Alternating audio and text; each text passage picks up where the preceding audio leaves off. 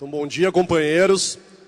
O Movimento Revolucionário Socialista e os demais ativistas que assinam essa resolução entendem que todo o debate aqui começa por entender a profundidade da crise internacional, que é a maior crise da história do capitalismo.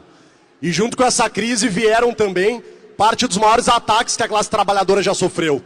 São ataques que colocam em xeque conquistas que levaram 50 anos para serem acumuladas. Agora, do outro lado, também existe um processo de lutas massivo, absolutamente extraordinário. Nos últimos anos, o mundo assistiu a revoluções protagonizadas pelos trabalhadores, a dezenas de greves gerais, ao surgimento de embriões de duplo poder.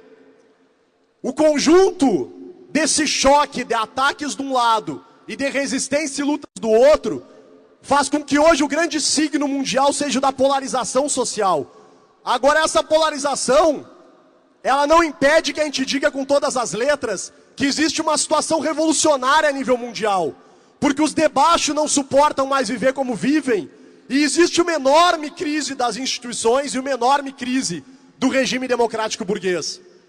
Nesse sentido, o grande problema das lutas é que elas se dão contra os sintomas do capitalismo, e não contra o capitalismo enquanto sistema. E é nesse sentido que é importante que a Conlutas tenha propostas claras do ponto de vista programático também. Nós temos inúmeros acordos com os companheiros do PSTU nesse quesito internacional. Também muitos deles com os companheiros da CST. Mas a gente acha que as resoluções dos companheiros também têm algumas omissões importantes. Por exemplo, mencionam sobre a Venezuela en passant nesse texto internacional, nem Maduro nem Moody, como se fossem equivalentes às oposições a um governo e a uma oposição. Apoio à Revolução Síria, genérico, nem uma única palavra sobre os curdos.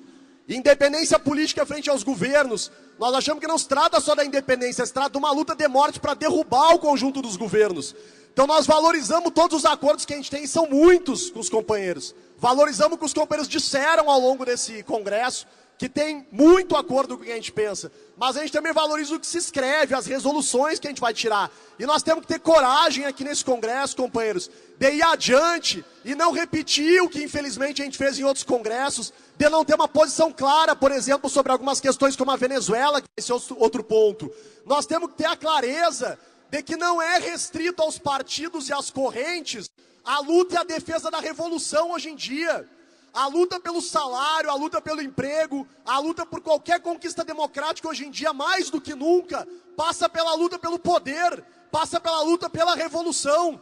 Então é por isso que também os sindicatos e também a central tem que ter uma pauta cada vez menos economicista e cada vez mais política. Nós temos que disputar a classe trabalhadora pelo nosso programa. Nós temos que disputar a consciência dos trabalhadores e que nós temos que apontar num caminho da ação direta, dizendo com todas as letras, as eleições não mudam nada, e não é só no Brasil, é uma alternativa mundial. O Chile teve uma eleição recente em que o número de não voto foi semelhante aos 40% do Brasil. É a mesma coisa que se vê em vários outros lugares, desde o imperialismo, como por exemplo os Estados Unidos e a França, até países semicoloniais, como Equador, como países pobres, como a Argentina. Então nós temos que representar essa alternativa política, dizendo com todas as letras que todos os governos são inimigos dos trabalhadores e que é necessário que os de baixo, que os explorados, estejam unidos cada vez mais, não só contra os ataques, mas para dizer em alto e bom som, é hora da classe trabalhadora, está aberta a luta pelo poder e são necessárias revoluções para garantir a manutenção da vida do trabalhador e as nossas conquistas. Obrigada, Matheus.